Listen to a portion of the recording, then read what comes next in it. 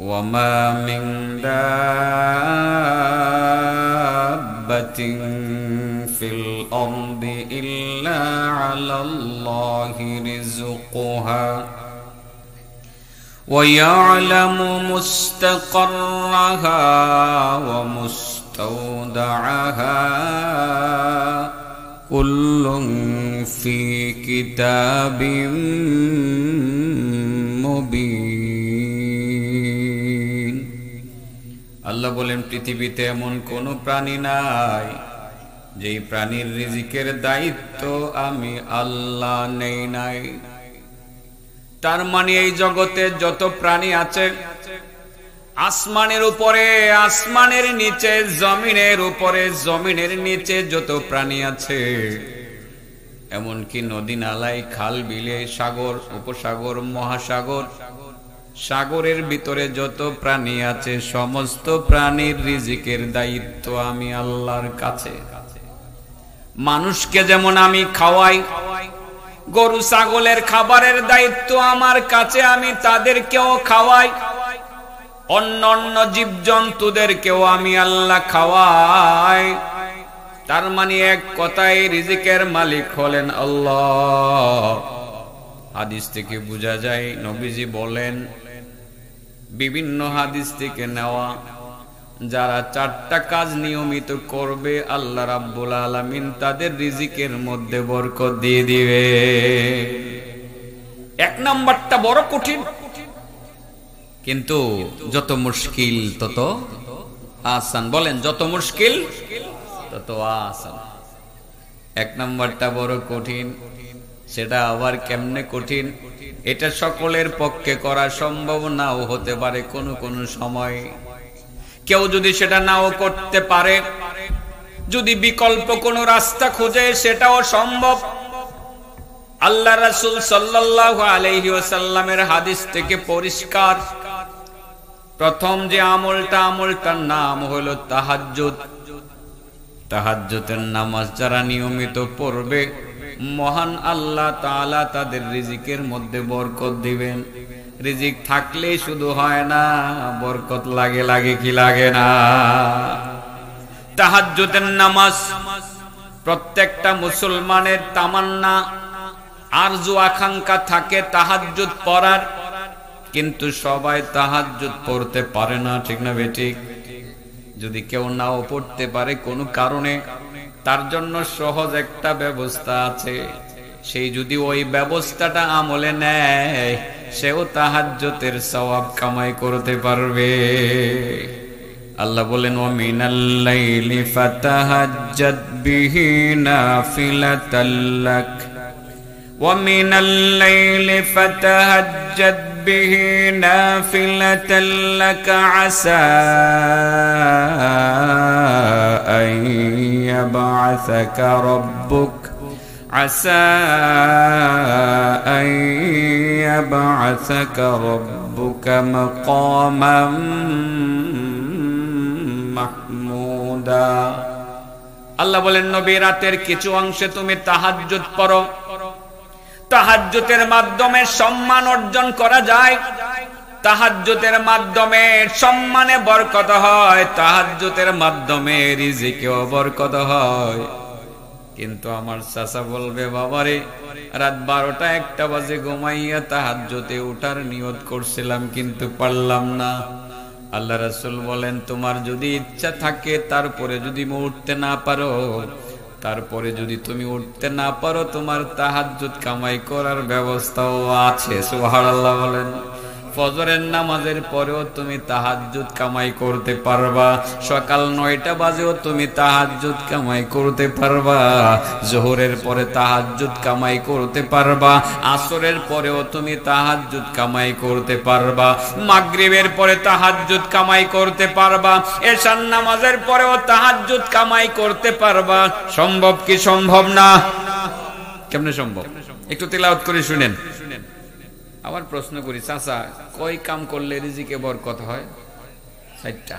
1 নম্বর কি? তাহাজ্জুদ। না পড়তে পারলে বিকল্পটা আমি বলতেছি, আগে কোরআনের আয়াত পড়ে নেই। آمن الرسول بما أنزل إليه من ربه والمؤمنون كل آمن بالله وملائكته وكتبه ورسله لا نفرق بين أحد من رسله وقالوا سمعنا وأطعنا غفرانك ربنا وإليك المصير لا يكلف الله نفسا إلا وسعها لها ما كسبت وعليها ما اكتسبت ربنا لا تؤاخذنا إن نسينا أو أخطأنا ربنا ولا تحمل علينا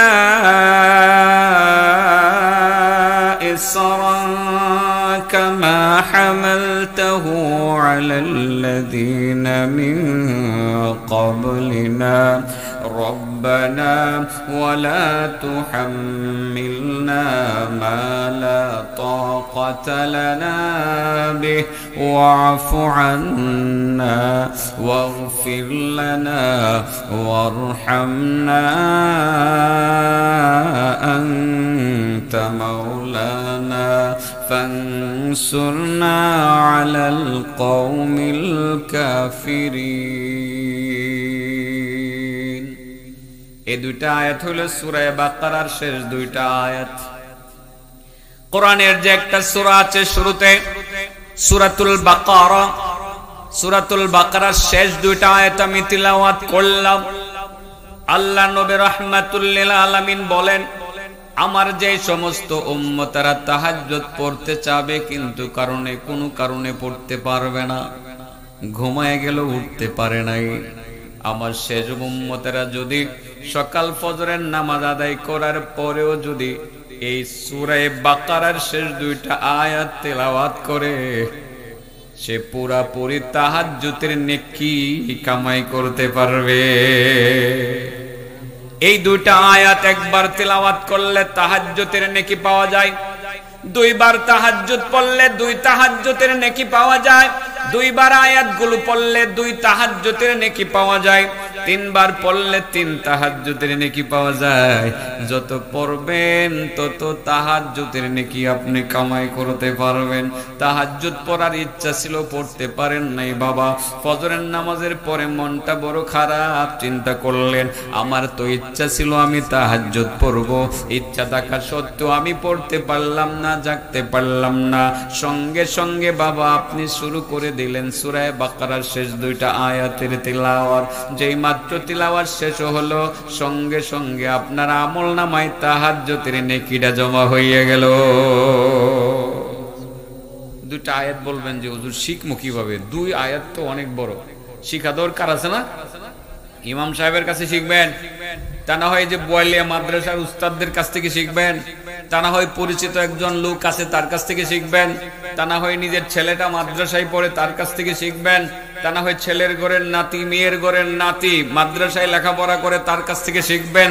দুইটা আয়াত শিখতে আর কতক্ষণ লাগে না, 2 দিনই লাগলো, আপনি শিখে নেবেন। যতবার পড়বেন ততবার তাহাজ্জুদের নেকি পাবেন। বলেন কয় কাজ করলে রিজিক বাড়ে? 1 নাম্বার মন থাকবনি, তাহাজ্জুদ পড়িনি আমরা, অনেকে হয়তো বা প্রতিদিন পারি না, যেদিন পারবো না সেদিন এই আয়াতটা পড়ে নিব। আর এমনিতেই পড়বো, যতবার পড়বো ততবার তাহাজ্জুদের নেকি আমলনামায় জমা হবে। 4টা আমল করলে রিজিকে বরকত হয়। মনে হয় কথাগুলো বাড়িতে নিয়ে যাওয়ার মতো, নিতে পারবেন না? 2 নম্বর আমলের নাম হলো ইস্তিগফার। 2 নম্বর আমলের নাম কি? ইস্তিগফার। রেকর্ড কি শুধু মোবাইলে হয় আর ক্যামেরায় হয় না, দিলের ভিতরেও হয়? কেউ ক্যামেরাম্যান এখানে হয়নি কিছু, তোমার হয়নি এখানে, দিলের ভিতরে কিছু করবা, যাতে আমল করা যায়, ঠিক আছে না? 2 নাম্বার আমলের নাম হলো ইস্তিগফার। বলেন কি ইস্তিগফার? আবার কি সহজ, আস্তাগফিরুল্লাহ। বলেন কি, এটার নামও ইস্তিগফার। আস্তাগফিরুল্লাহর নাম কি? ইস্তিগফার। আস্তাগফিরুল্লাহ, আস্তাগফিরুল্লাহ, আস্তাগফিরুল্লাহ, আস্তাগফিরুল্লাহ। আমার সঙ্গে সঙ্গে বলেন আস্তাগফিরুল্লাহাল্লাযী লা ইলাহা ইল্লা হুয়াল হাইয়ুল কাইয়্যুম ওয়া আতুবু ইলাইহি। এটার নাম ইস্তিগফার। আল্লাহ রাসূল বলেন মান ক্বালা আস্তাগফিরুল্লাহাল্লাযী লা ইলাহা ইল্লা হুয়াল হাইয়ুল কাইয়্যুম ওয়া আতুবু ইলাইহি গুফিরা লাহু ওয়া ইন কানা ফাররা মিনাজ যাহফ। রাসূল বলেন যে ব্যক্তি আস্তাগফিরুল্লাহাল্লাযী লা ইলাহা ইল্লা হুয়াল হাইয়ুল কাইয়্যুম ওয়া আতুবু ইলাইহি একবার পড়বে, তার গুনাহগুলো maaf করে দেওয়া হবে। আল্লাহর নবী বলেন যে ব্যক্তি আস্তাগফিরুল্লাহাল্লাযী লা ইলাহা ইল্লা হুয়াল হাইয়ুল কাইয়্যুম ওয়া আতুবু ইলাইহি একবার পড়বে, যদিও সে যুদ্ধ থেকে পলায়ন করে থাকুক না কেন, তার এই গুনাহ সহ আরো অন্যান্য গুনাহ maaf করে দেওয়া হবে। যুদ্ধ বা জিহাদ থেকে পলায়ন করা এটা তো কবিরা গুনাহ। তাহলে কি ইস্তিগফার পড়লে কবিরা maaf হয়? দোয়া পড়লে কি কবিরা গুনাহ maaf হয়? আমরা তো জানি কবিরা গুনাহ maaf করানোর জন্য যে অস্ত্রটা ব্যবহার করা লাগবে সেটার নাম হলো তওবা। সেটার নাম কি? তো আল্লাহ রাসূল যে এই ইস্তিগফারটা শিখাইছেন, এটা করলে আবার কবিরা গুনাহ maaf হয় কিভাবে? যুদ্ধ থেকে পলায়ন করা সেটা তো কবিরা গুনাহ। সেটা কি গুনাহ? কবিরা গুনাহ। আমরা বলি যে এই ইস্তিগফারের ভিতরে তওবাও আছে। কি আছে? দেখেন সে তওবা আছে কিনা? আস্তাগফিরুল্লাহাল্লাযী লা ইলাহা ইল্লা হুয়াল হাইয়ুল কাইয়্যুম ওয়া আতুবু ইলাইহি। তওবা আছে নি? আছে। এইজন্য কবিরা গুনাহ কি হয়? maaf হয়। এটাকে ইস্তিগফার বলে। আর ইস্তিগফার পড়লে যে ব্যক্তি, যে আল্লাহর বান্দা নিয়মিত ইস্তিগফারের আমল করে, আস্তাগফিরুল্লাহ দৈনিক পরে সাধ্যমতো 100 বার পরে, 150 বার পরে, 50 বার পরে, 60 বার পরে, যে ব্যক্তি নিয়মিত আস্তাগফিরুল্লাহ আস্তাগফিরুল্লাহ বলবে, আল্লাহ রাব্বুল আলামিন তার রিজিকের মধ্যে বরকত দিবেন, এতে কোনো সন্দেহ নাই। সুবহানাল্লাহ বলেন। এটার যে কত লাভ, একটা হাদিস বলছিলাম, আবারও বলবো। 2টা হাদিস বলি, একটা তো বলছি এটার অনুবাদ করো, আরেকটা হাদিস বলি। ইস্তিগফারের যে কত লাভ, শুধু রিজিকে বরকত হয় এমন তাই না, ইস্তিগফারের মাধ্যমে শরীরের সুস্থতার মধ্যেও বরকত হয়। সুবহানাল্লাহ। মান লাজিমাল ইস্তিগফার, মান লাজিমাল ইস্তিগফার জাআলাল্লাহু লাহু মিন কুল্লি হাম্মিন ফারাজা ওয়া মিন কুল্লি যিকিন মাখরাজা ওয়া রাযাকাহু মিন হাইসু লা ইয়াহতাসিব। আল্লাহর নবী বলেন যে ব্যক্তি ইস্তিগফারকে বাধ্যতামূলক করে নেবে, দৈনিক কোনো না কোনো সময় ইস্তিগফার পড়বে, মানে কি বলবে? আল্লাহ তুমি মাফ করো, তোমার কাছে মাফ চাই, আস্তাগফিরুল্লাহ আস্তাগফিরুল্লাহ বলবে। তার 3টা লাভ আছে। কয়টা লাভ? 1 নাম্বার, আল্লাহ রাব্বুল আলামিন পেরেশানি নামের যে রোগটা আছে ওই রোগটা দূর করে দিবেন। আচ্ছা বলেন, টেনশনের চেয়ে বড় কোন রোগ আছে? হ্যাঁ, মাথা ব্যথা, কোমর ব্যথা, এগুলো তো রোগই, কিন্তু টেনশনের চেয়ে বড় কোনো রোগ নাই। কারণ টেনশন এটা বড় বড় রোগের জন্ম দেয়। যার বেশি টেনশন, হঠাৎ করে দেখবেন ব্লাড প্রেশার বাইরে গেছে, ব্রেন স্ট্রোক করে ফেলছে। আমরা বলি যে ব্রেনে রক্তক্ষরণ হইতেছে, ঠিক না? ব্লাড প্রেশার বাড়ে। টেনশন থেকে কোন কোন ডাক্তাররা বলে যে টেনশন থেকে ডায়াবেটিস নামের একটা রোগও সৃষ্টি হয়। আর ডায়াবেটিস থেকে যে কত কিছু হয় দাঁতের সমস্যা, চোখের সমস্যা, লিভারের সমস্যা, কিডনির সমস্যা, খালি সমস্যা আর সমস্যা, ঠিক না বেটি? টেনশন এটা একটা বড় রোগ। আল্লাহর নবী বলেন যে ব্যক্তি ইস্তেগফারের আমলটা নিয়মিত করবে, মহান রাব্বুল আলামিন তার তিনটা কল্যাণ দান করবেন। রাসূল বলেন মান লাজিমাল ইস্তেগফার, যে ব্যক্তি ইস্তেগফারকে লাজিম বানিয়ে নেবে, আস্তাগফিরুল্লাহ পড়বে, নিয়মিত পড়বে, তিনটা লাভ হবে। 1 নাম্বার তার পেরেশানি দূর হয়ে যাবে। 2 নাম্বার তার যত অভাব অনটন আছে আল্লাহ রাব্বুল আলামিন অভাব অনটন দূর করে দিবেন। ওয়ারাযাকাহু মিন হাইসু লা ইয়াহতাসিব, এবং ওই ব্যক্তিকে আল্লাহ রিজিক এমন ভাবে এমন জায়গা থেকে দিবেন, ইস্তেগফার পাঠকারী ব্যক্তি কোনো টেরও পাবে না, বুঝতেও পারবে না, কল্পনাও করতে পারবে না, কিভাবে যে রিজিকের ব্যবস্থা হবে সে বুঝতেও পারবে না। বিশ্বাস না হইলে বাবা, বিশ্বাস না হইলে আপনি ইস্তেগফার পড়ে দেখেন।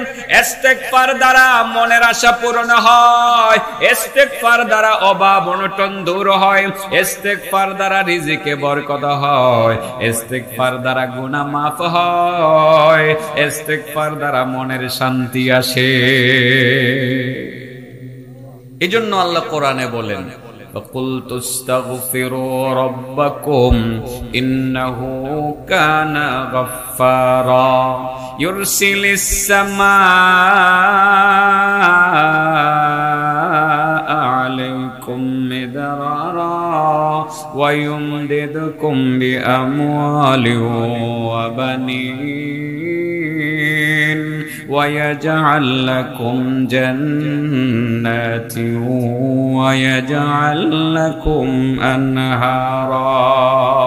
আল্লাহ রাব্বুল আলামিন বলেন, ও দুনিয়ার মানুষ, আমি তো তোমাদেরকে আগেই বলে দিলাম, ইস্তাগফিরু রাব্বাকুম, তোমরা তোমাদের রবের কাছে ইস্তেগফার পড়ো, ইস্তেগফার পড়ো, ক্ষমা চাও, ক্ষমা চাও। ক্ষমা চাইলে কি হবে? 1 নাম্বার হলো ইন্নাহু কানা গাফফারা, নিশ্চয়ই আল্লাহ তিনি গাফফার, তার মানে আমি আল্লাহ হলাম গাফফার, আর গাফফার হওয়ার খাতিরে আমি তোমাদের জিন্দেগির গুনাহ খাতাগুলো মাফ করে দিব। 2 নম্বরে তোমাদের এলাকায় কোনো বৃষ্টি হয় না, অনাবৃষ্টির কারণে ফসল হচ্ছে না, বড় সমস্যা হইতেছে, ইস্তেগফার পড়ো, আমি আল্লাহ কথা দিলাম বৃষ্টি দিয়ে তোমাদের এলাকার অনুর্বর জমিনগুলোকে আমি উর্বর করে দিব। ওয়ায়ুমদিদকুম বিআমওয়াল, আল্লাহ বলেন ইস্তেগফার পড়ো, তোমাদের ধন দৌলত বাড়িয়ে দিব, তার মানে রিজিকে বরকত দিয়ে দিব। সুবহানাল্লাহ বলেন। সব তো একই কথা আইতাছে কোরআনে ঘুরে ঘুরে হাদিসে, তাই না? এক কথা না, তো সব তো বলা দরকার নাই, তাই না? আমি মূল কথায় যাই, কোন লাগবো? ওয়ায়ুমদিদকুম বিআমওয়াল, আল্লাহ বলেন ইস্তেগফার পড়ো, ধন দৌলতে বরকত দিব, রিজিকে বরকত দিব, ও বানিন, সন্তানে বরকত দিব, ছেলে দিব, কি দিব? ছেলে নাই, নানি পাগলির মাজারে যাওয়ার দরকার নাই, রহমান পাগলার মাজারে যাওয়ার দরকার নাই, করি খায়ের মেলায় যাওয়ার দরকার নাই। আল্লাহ বলেন ইস্তেগফার পড়ো, তুমি আস্তাগফিরুল্লাহ বলো, বেশি বেশি আমার কাছে ক্ষমা চাও, আমি কথা দিলাম তোমারে ছেলে দিয়ে দিব। ছেলে দেওয়ার মালিক কে? কোন পীর বাবার ক্ষমতা আছে ছেলে সন্তান দেওয়ার? কোন পীর বাবার ক্ষমতা আছে মেয়ে সন্তান দেওয়ার? 100% শিরিক। যারা কোন পীর বাবার কাছে গিয়া কয়, আব্বাজি বাবাজি আমার একটা ছেলের ব্যবস্থা করে দেন গো বাবা, অনেক কষ্ট করে অনেক দূর থেকে আসছে, একটা ছেলের ব্যবস্থা করে দেন বাবা, পারবো? শিরিক হবে কি হবে না? দুনিয়ার কারো কাছে ছেলে মেয়ে চাওয়া যাবে না, ছেলে দেওয়ার মালিক আল্লাহ, মেয়ে দেওয়ার মালিকও আল্লাহ। আল্লাহ নিজেই বলতেছেন ছেলে চাওয়ার জন্য তোমার মাজারে যাওয়া লাগবে না, ছেলে পাওয়ার জন্য কোন পীর বাবার দরবারে যাওয়া লাগবে না, ছেলে পাওয়ার জন্য কোন দরগা শরীফে যাওয়া লাগবে না, শুধু ইস্তেগফার পড়ো। ওয়ায়ুমদিদকুম বিআমওয়ালি ওয়া বানিন, ইস্তেগফার পড়ো, রিজিকে বরকত হবে, সন্তানেও বরকত হবে, আল্লাহ ছেলে দিয়ে দিবে। ওয়াজআল লাকুম জান্নাত, আল্লাহ বলেন তোমাদের বাগগুলো সাজায় দেওয়া হবে, ফলে মূলে ভরে যাবে একেবারে। ওয়াজআল লাকুম আনহারা, তোমাদের খাল বিলগুলোতে পানি ভরপুর করে দেওয়া হবে, পানি তয় তয় তয় তয় করবে, পানির কোনো অভাব হবে না। এগুলো ইস্তেগফারের ফজিলত। আল্লাহু আকবার। অনেক কথা বলা হয়ে গেছে বাবাজি, আবার একটু জিজ্ঞাসা করি, বলেন তো কয়টা কাজ করলে রিজিকে বরকত বাড়ে?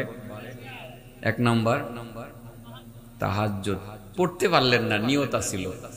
সূরা বাকারার শেষ 2টা আয়াত পড়ে নিলেন, তাহাজ্জুদের নেকি কি পাইবেন?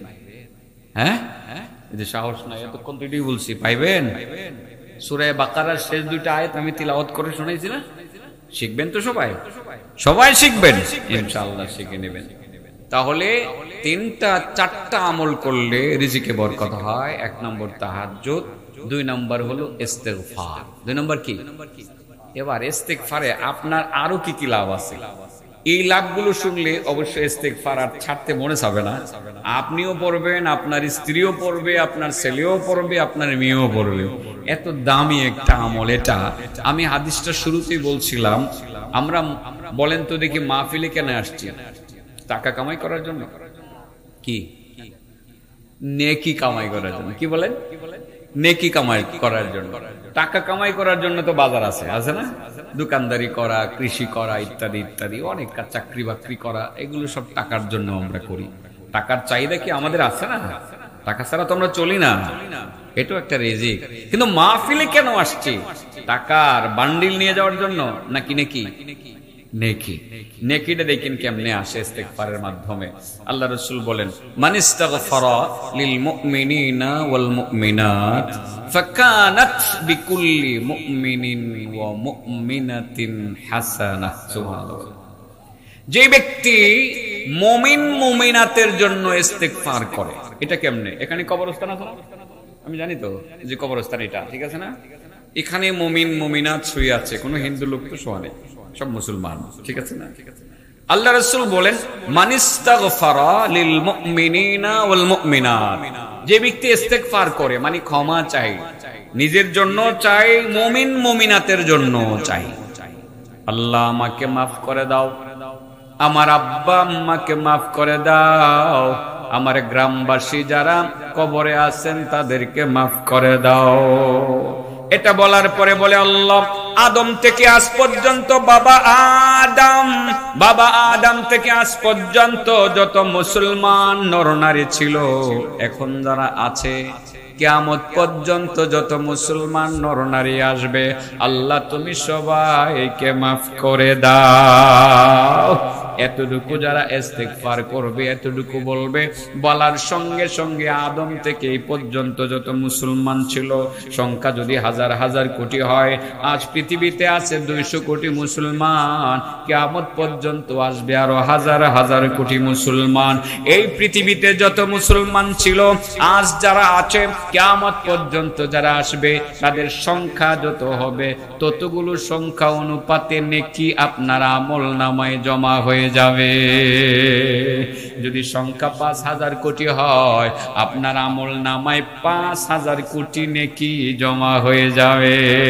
এই জন্য আমরা যখন ইস্তেগফার করব, শুধু নিজের জন্য করব না, আমরা মনটাকে অনেক ব্রড করব, বড় করব, বড় করে বলবো, আল্লাহ আমাকে মাফ করে দাও, আমার আব্বা আম্মাকে মাফ করে দাও, আমার গ্রামবাসী যারা কবরে আছে তাদেরকে মাফ করে দাও, এই কবরের মধ্যে যারা শুয়ে আছে সবাইকে মাফ করে দাও।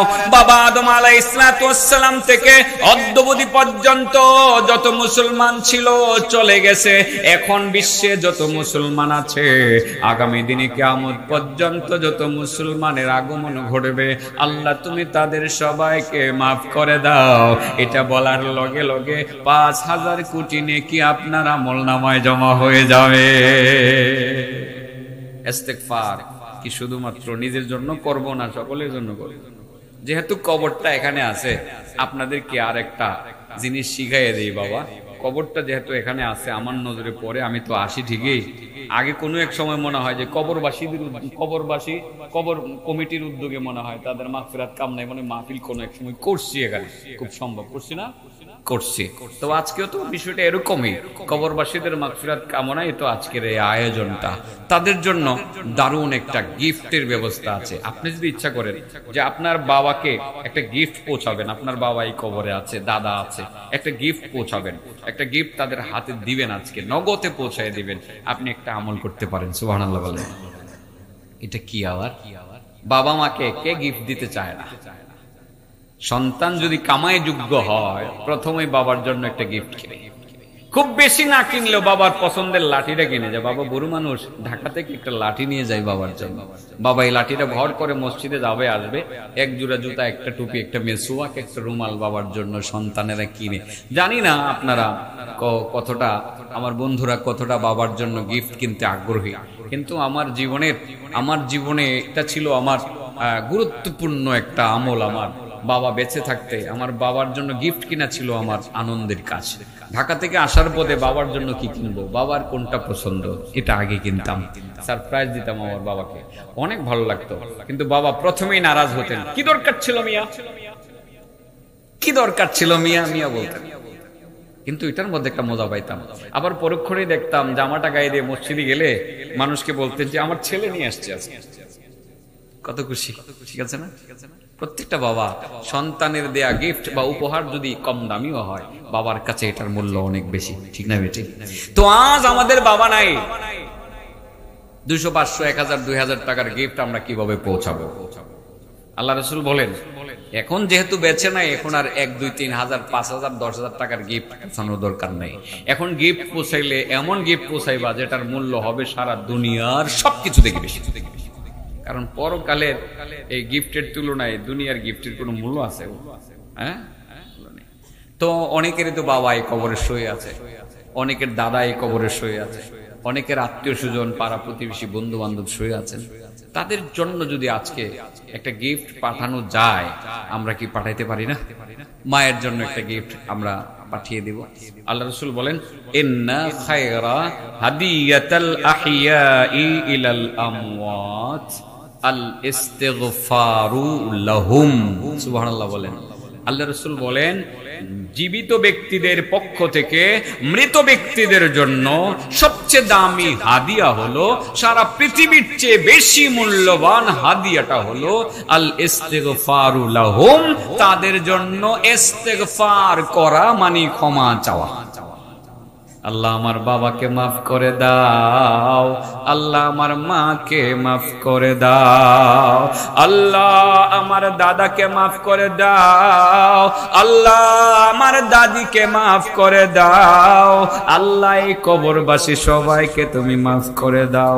এতটুকু ইস্তেগফার পড়ার লগে লগে আল্লাহ রাব্বুল আলামিনের পক্ষ থেকে পৃথিবীর চেয়ে দামি একটা হাদিয়া তাদের হাতে পৌঁছায়া দেওয়া হয়। সেই মৃত ব্যক্তি আল্লাহর কাছে বলে, আল্লাহ আমি তো এত দামি আমল করি নাই, এত দামি আমল আমি করি নাই, এত দামি পুরস্কার আর হাদিয়া কখনো দেখি নাই, কল্পনাও করি নাই। আল্লাহ এত দামি হাদিয়া আমার জন্য কোথা থেকে আসলো গো মাবুদ? আল্লাহ রাব্বুল আলামিন বলে দেন, আমার বান্দা তুমি একটা ছেলে রেখে আসছো, তোমার ছেলেটা বুড়া হয়ে গেছে, তোমার বুড়া ছেলেটা আজকে তোমার জন্য ক্ষমা চাইছে, আস্তাগফিরুল্লাহ বলে ইস্তেগফার করছে, তোমার জন্য ক্ষমা চাইছে, নিজের জন্য ক্ষমা চাইছে।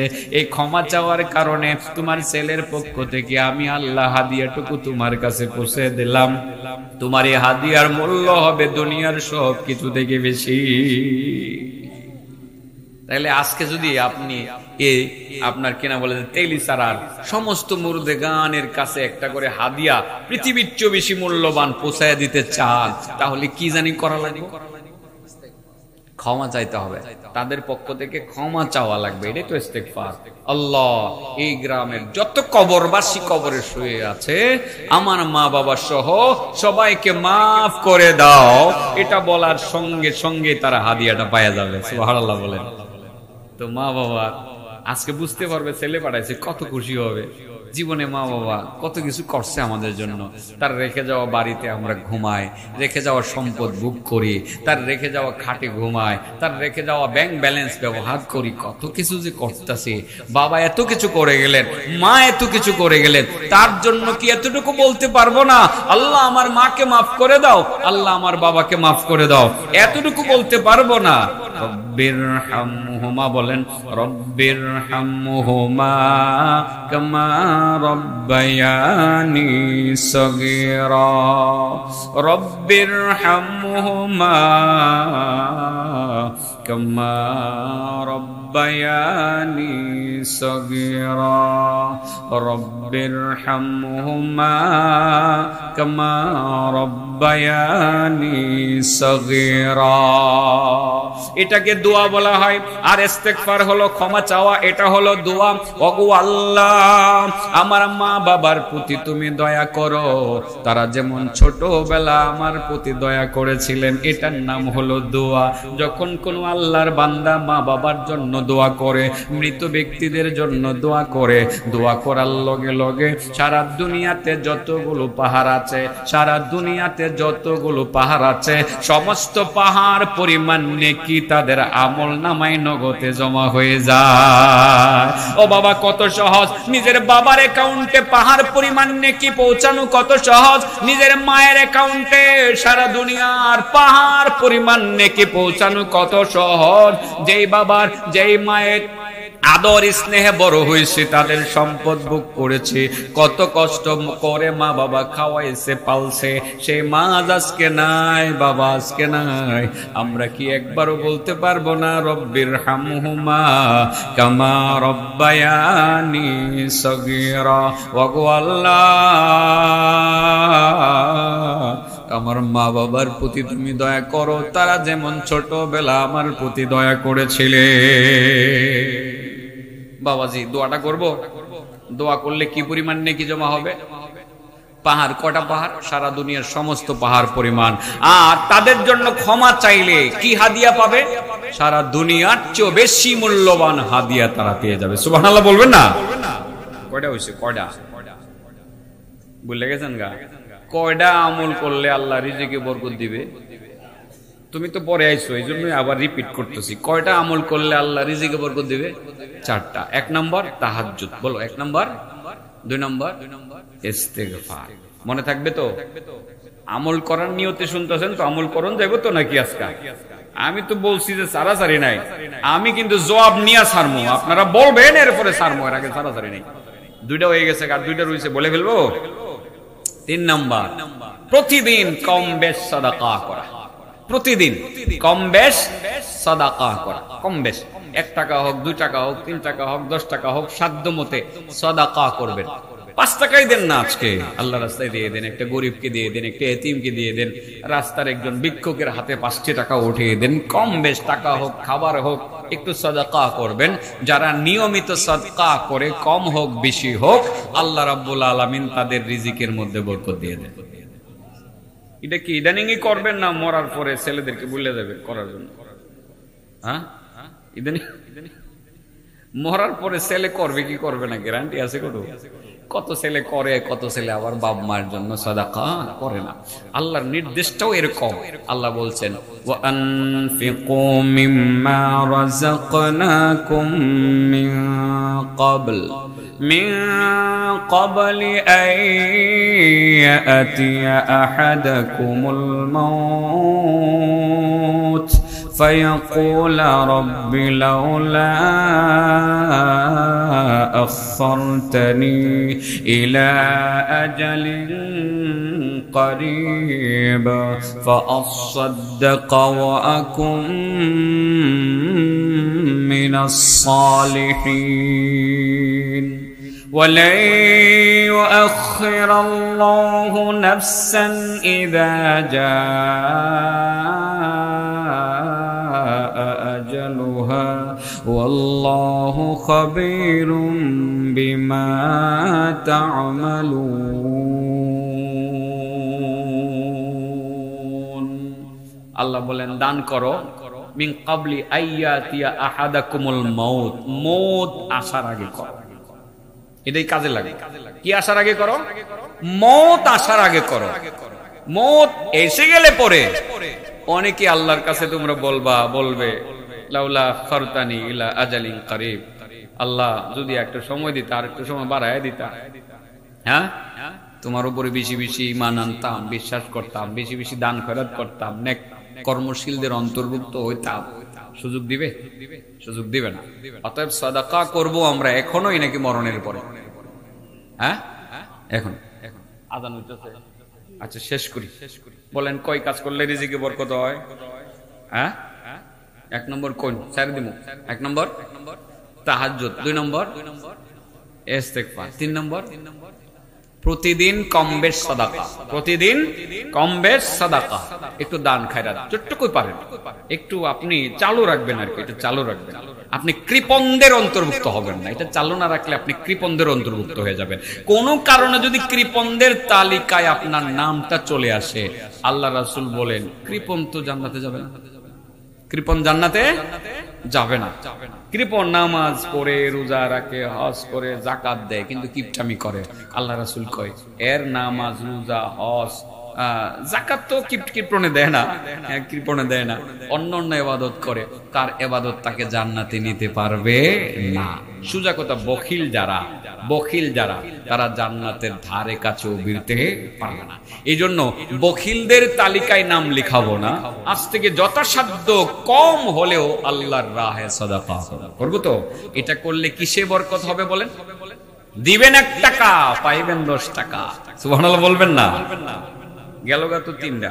4 নাম্বার, দিনের শুরু এবং শেষে অন্ততপক্ষে, শুরু এবং শেষে অন্ততপক্ষে, মাঝে ধরেন একটু কাজে ব্যস্ত থাকলেন, পারলেন না, দিনের শুরু অন্ততপক্ষে শুরু বা শেষে এই 2টা সময়ে আল্লাহর জিকিরে মশগুল থাকা রিজিকে বরকতের অন্যতম কারণ।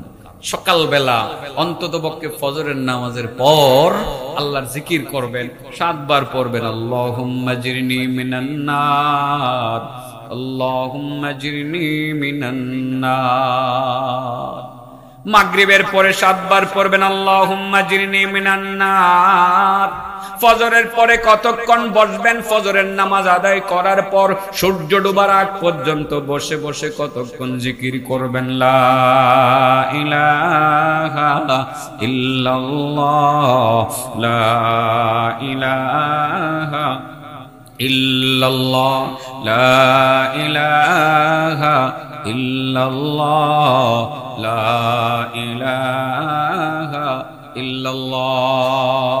মাগরিবের পরে কতক্ষণ জিকির করবেন?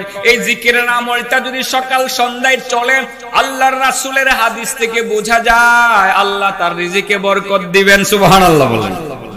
শেষ করি এবার। কয় কাজে রিজিকে বরকত হয়? 1 নাম্বার তাহাজ্জুদ, 2 নাম্বার ইস্তেগফার, 3 নাম্বার প্রতিদিন কম বেশ সাদাকা, 4 নাম্বার হ্যাঁ সকাল সন্ধ্যায় জিকির। চলবে না ইনশাআল্লাহ আমলটা? অনেক কথায় আল্লাহ বলার তৌফিক দিয়েছেন, বলেছি। যে কথাগুলো বললাম আল্লাহ আমাদের সকলকে আমল করে।